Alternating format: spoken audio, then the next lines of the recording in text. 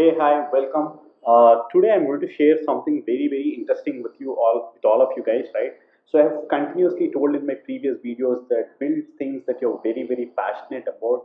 You would not feel like you're working. The reason why I say that is once you're extremely passionate about something, the work part of it goes away. So if you have to define work and leisure, work is something that needs an additional effort, right? Leisure is something that you would do casually without actually uh, calling it big things, right? Like you're just easing it out and doing it just like a hobby, right? That's the difference between hobby and work.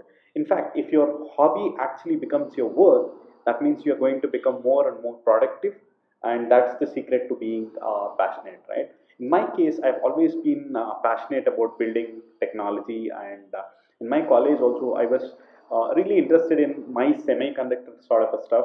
Then I worked out for a semiconductor firm for about a year, and then I started on my journey of East Persha, which eventually became My Dream Store. So for all of you who don't know what is My Dream Store is a print-on-demand platform, right?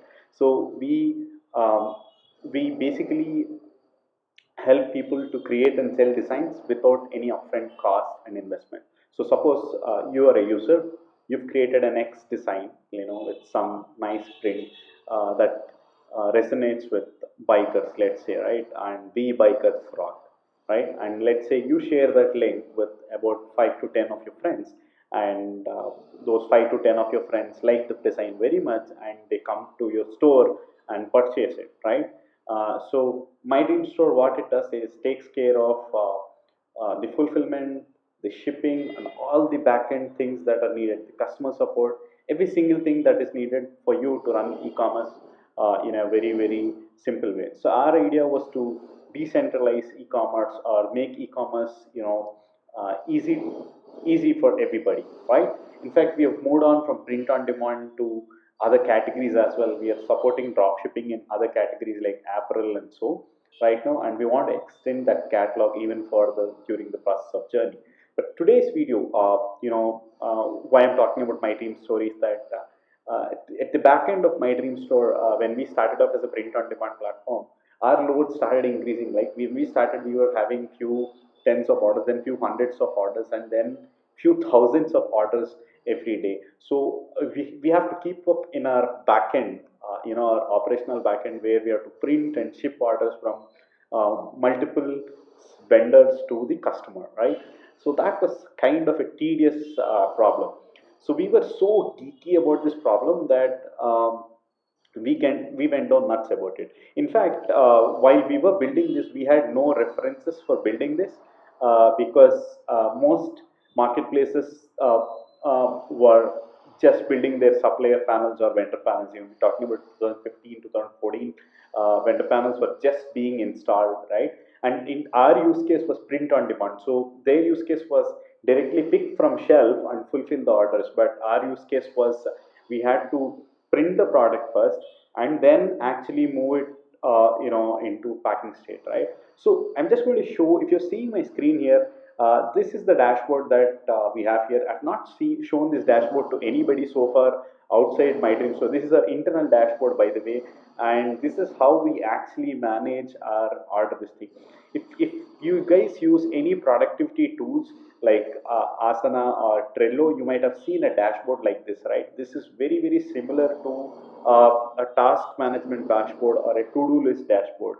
So there is a to-do, there's a doing, and there is done column, in Asana and Trello. So it's very much inspired from that concept. So we figured out what are the stages that are needed in our operations panel, and what would it what should the interface look like so that it is very, very easy for a printing worker or even somebody who has just done his plus 10 and plus 2 to operate this particular dashboard. So right now, in our operations warehouse, there are people even who are not even matriculation pass, they're able to easily use this dashboard. So that's the simplicity we have got, and we've gone really geeky into this. This is a proper real-time dashboard, and once a particular campaign comes into production, it first goes into a designing state, then it would go into printing, then go to packing. So we have to, once this is completed, this job, we have to actually manually move the card from here to here. And boom, this is not it. Just once you move this card on the back end, all the customers for this particular order or this particular batch would get updated about their order status on email and on SMS, right? Like that's how cool it is. And if you look at a managerial perspective, I know how many of these are pending in printing space, how many are packing. Like I get a god's eye view of this thing right in the first step, right? So we went extremely geeky about building this particular thing, and in fact we added inventory pending, delay items. I mean, hundreds of statuses on a simple card kind of a view. That's how much. And this was a little tedious to implement because you move cards here and there, and you have to keep updating the statuses and all. If you're a little bit technical and geeky, you would get that this is not such an easy ask. But that's how much geeky we went about building this operational dashboard. I'm sure that this is something that we really enjoyed, and we were thoroughly passionate about. Otherwise, we would not have achieved a solution like this. Let me tell you a couple of more things that would excite you even more. Every day morning, uh, each unit actually gets a batch of orders that they need to fulfill. So the printing assignment as to like which order should be assigned to which suppliers is also automated. In fact, not even that, right? Inside our one of our screen printing facility, we have three machines which are printing various jobs, right? And each machine has a particular capacity, and we wanted to increase, we wanted to optimize what is the productivity we could get from each machine. So even that particular job is automated. So that's how obsessed you would get once you're into it. Yeah, obviously this is all not built by just me and my concepts. We have our operations team which is continuously struggling to cut down the delivery timelines to consumer and continuously beating the game of customer experience. In fact, we have achieved a point where we were able to print, pack, and ship reliably for about 85% of our orders in a day, and we were in fact able to take it to 95% in a day. But that was not a scalable solution, so we had to again cut down on our service levels, and probably we are at, I think, 95% at 2 to 3 days right now. I mean, 95% at about 2.5 days right now. So that's how strict we are monitoring service levels, and this is what I'm talking about: print, pack, and ship. I mean, most people have to just pick and pack and move the goods. And what Amazon promises today is one day pick, pack, and ship.